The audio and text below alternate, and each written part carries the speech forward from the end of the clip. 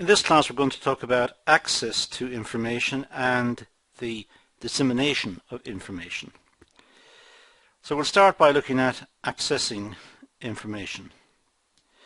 Now, ICT, Information Communications Technology, ICT has changed the way individuals and organizations collect, perceive and utilize information.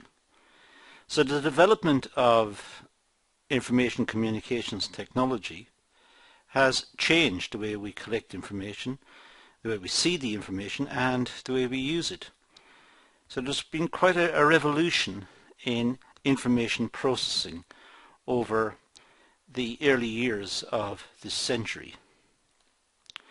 Communication between countries and access to information has become easier as we live in societies where there is this concept of connectedness. So computer networks, the internet for example, has made communications much easier, not just within companies but within countries and globally. It's possible to communicate more efficiently, faster and in better ways, perhaps using video conferencing, than was previously the case. So all of this has meant that businesses have had to change the way they develop their corporate strategies, the way they develop and implement their plans, because information is much more readily accessible and there's much more connectedness in the marketplace. Better information is flowing around, generally speaking. Access to and exchange of information occurs through a click on a device. It's almost instantaneous, and companies that hitherto were not seen as competitors may today become competitors, even though the companies are geographically remote in different parts of the world, because customers will now be aware of them. Search engines will enable customers to find sources of supply that were hitherto unknown, and it was very unlikely that anyone would know of those companies. So the whole basis upon which business is worked out today is different to what it was in the past because of the onset of information communications technology, ICT. Now, accessing information, well, information management and its handling used to be jobs for specialists and professionals, the knowledge workers. They used to work in specialist units to manage and organize scarce information. Well, that was the case. But the tools for accessing information now are so straightforward. Search engines, specialist research engines, the use of filters on searches means that the skill set required to engage in information processing is less. A lot of the work has been done, has been pre-programmed and is made available within the network. In today's society, ICT, Information Communications Technology, plays an important role with increased tools and software. Accessing information and management of that information has become a task that all individuals can achieve. I say all, well, just about all individuals can achieve. Because the systems that are available, a lot of them generally available and freely available, are so easy to use that it's possible for marketing personnel to determine who are the competitors, the products that are available in the markets, the prices that are being charged. There's a lot of information flowing around, not just for the marketing individuals, but for recruitment agencies, for training organizations. There's a lot of information, technical information in terms of engineering. There's a lot of information about suppliers and where the suppliers are located and their terms of business. And so there's a lot of information freely available, and accessing the information has become quite straightforward.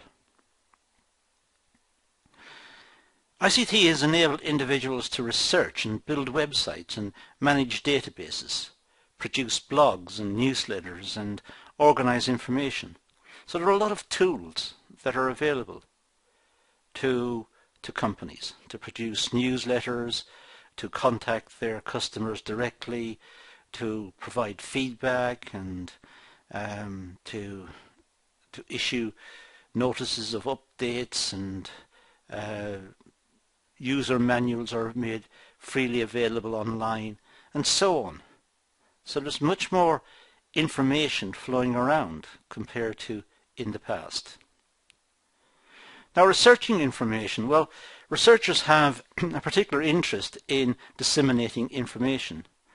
Many want their accomplishments to be recognized worldwide, and there's a whole army, global army, of people who are prepared to offer advice and support. For example, in using computer systems, often individuals fall across technical problems, how to build a particular website and how to integrate something into the website. There are forums that are available, that are freely available, and experts from around the world who have encountered the problem and who are prepared to share that information, share the solution with others, make it available. So, in terms of researching a topic, researching a question, there are many people globally who will put out their expertise on the internet, their experience and how they solved the problem and what issues they encountered and so on, so that there is an enormous knowledge base available online for individuals to use. Now, this can be in many areas. It could be in business, or it could be in engineering, it can be in computing, it could be in finance, it can be in any area, just about. And this is a recent phenomenon. Well, certainly in terms of world history, it's a very recent phenomenon. But the internet, if used properly, is like an enormous resource base that can be tapped into. Journals and articles have become a sophisticated form of information transfer. Journal contains up-to-date research and information. And many journals are also available online. They may have a subscription, but even then the subscription price of online journals is a lot less than the paper equivalent, generally speaking. So there's a lot of information for people with particular interests. It could be commercial interests, or it could be hobbies, or it can be just interest in life, particular aspects of life. People who are interested in the environment or in particular species of animal or bird or fish or whatever. They could be engineers interested in particular issues. There can be all sorts of people, and there is a lot of information in terms of academic information, research information, as well as industrial practices and detailed applied information that is available. The demand for journal articles has put pressure on sourcing convenient methods of disseminating this type of information. Online journals, for example, archives, Google Scholar, and so on. Google Scholar is freely available. Simply go to that part of the Google search engine which is dedicated to academic issues, type in an academic question and see what sources of information apply to it. A very detailed search engine related to bringing back answers to very specialized and specific questions. So there are many ways in which information is put out there, put out onto the web for people to use, and there are many ways in which the users can tap into that information. Now, there are legal and confidentiality concerns that need to be addressed here. There's growing concerns regarding confidentiality, especially the information that's available on the net, and many countries, their legal systems are working hard to see what sort of remedies and what sort of security can be given to individuals regarding the confidentiality issues. People can access sensitive and personal information which makes individuals vulnerable to fraud, for example, or to unfair practices, commercial practices. Or it may even just be simply threatening and intrusive into people's personal lives. So there are legal and confidentiality issues regarding the use of computer technologies, and all the benefits of computer technologies has to be partially offset by these legal and confidentiality concerns. The American government proposed bills such as SOPA, Stop Online Privacy Act, and PIPA, Protection of Intellectual Property Act. These bills were proposed to combat some of the issues surrounding access and dissemination of information across the Internet. One of the big issues is the violation of intellectual property on the Internet.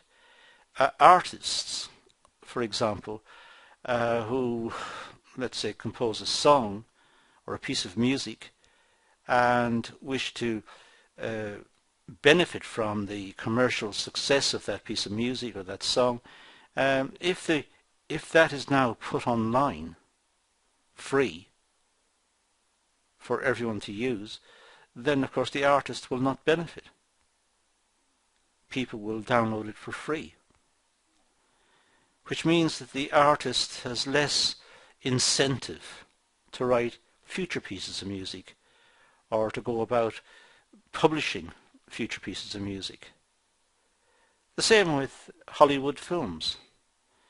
It costs millions to make a film, apparently, and having made it, if someone gets a copy and makes it available online free, in other words a pirated copy, then the makers of the film get no return on their investment.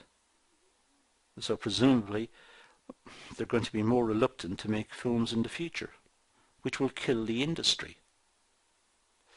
So there are issues surrounding intellectual property online as well. The following information can be obtained through the Internet. It's possible to get an IP address of the computer and information about the registered user. It's possible to find out who's accessing a website. It's possible to do analytics on computer usage to see which IP address was accessing the site and for what period of time and when did they access it. It may be possible to check the IP address to find the country in which that IP address was resident or the city in which it was resident. It may even be possible with very sophisticated search routines to identify the particular computer who accessed the site, which should put off people from hacking, but hackers, people who illegally and wrongly break into other people's systems, generally speaking wrongly, these people will use more sophisticated routines to try and gain access and try to hide their IP address. Well, the fact that people are trying to hide their IP address would suggest that they're doing something wrong anyway. It may be possible to get email addresses of the user. Try to get people to email the company and in that way pick up their email address and build up a stock of email addresses of interested users, which could then be used for commercial purposes in the future. Now that is also wrong unless the person emailing it had knowledge that their email address would be used for that purpose. Otherwise they're going to receive spam email, unwarranted email they didn't require, which will block up their email system.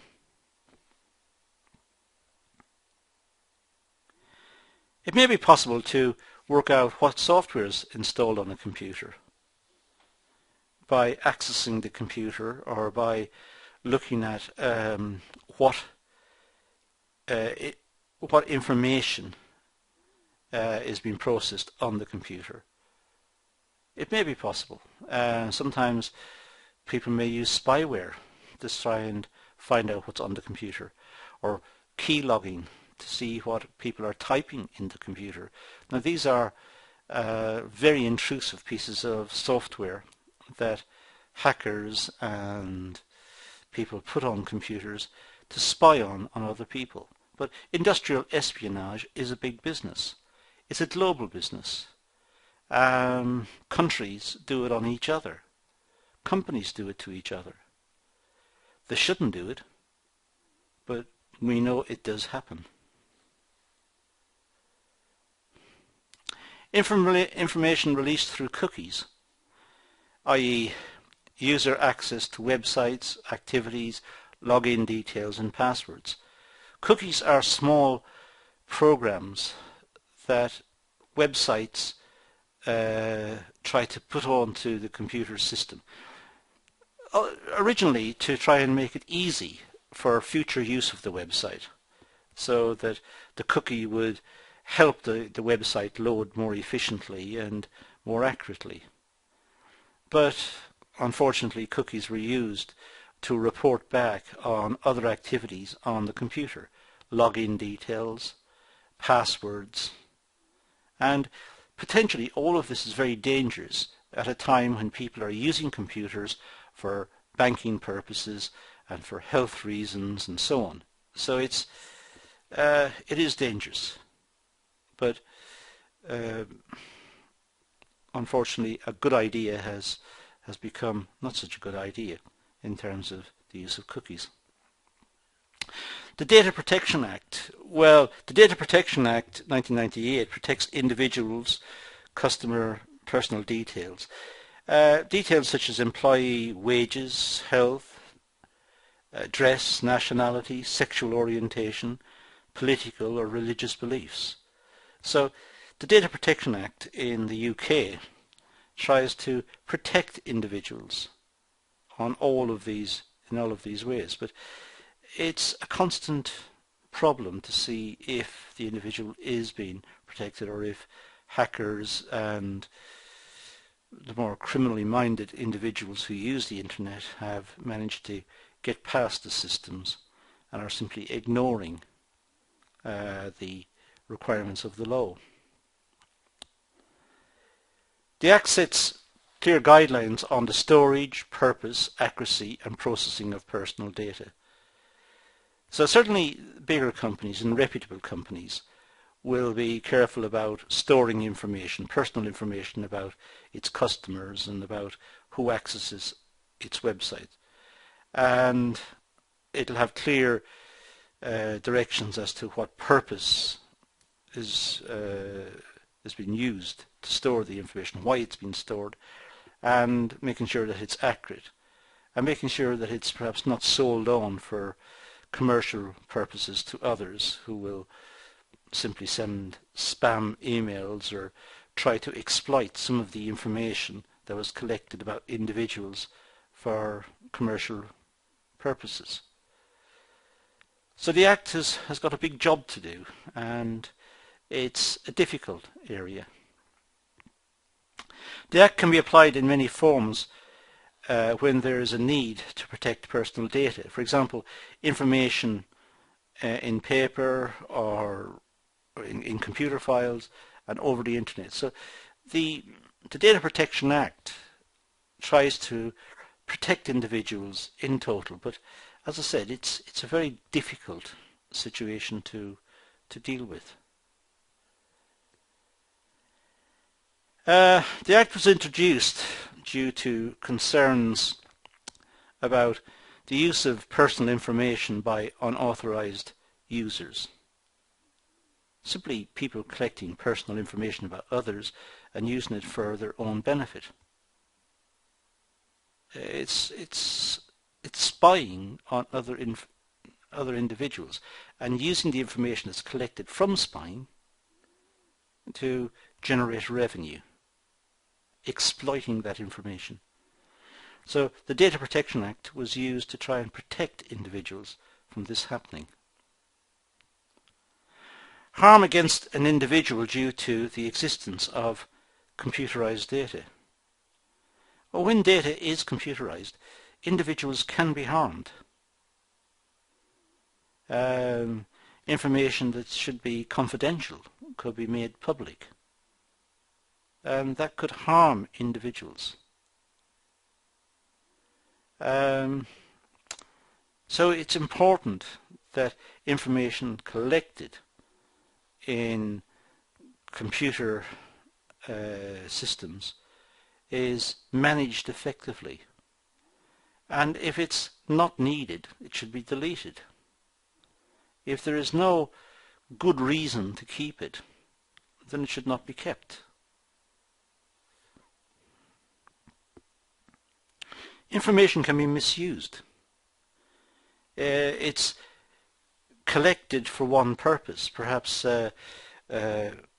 visitors to a company website are invited to subscribe to their newsletter, so they give their email address. The company collects all the email addresses and sells them to another company who may use that information to send them unwarranted emails about their products. As I said, this is spam email. Or even worse, it could try to befriend them and then visit their homes. So it's the equivalent of cold calling. Many companies use call centers and randomly generate telephone numbers and try and sell products to people over the telephone. But nobody wanted that telephone call. Nobody requested the telephone call. It's an intrusion into people's private lives. Confidentiality within organizations. Well, maintaining confidentiality within an organization is vital. Organization process data and information about their operations and future possibilities, such as planned redundancies and new product launches. Well, companies do have secrets. And it's important that the companies are able to maintain their secrets. This is commercial secrecy. They don't want to give away their plans to their competitors. Their competitors may be overseas companies who will be only too pleased to take their market. So it's important for them to be able to maintain confidentiality. Information within an organization must be kept secure and only available to individuals who have access to the information, who have legitimate access to the information. So it must be kept secure. There must be secure methods of holding the information in computer systems.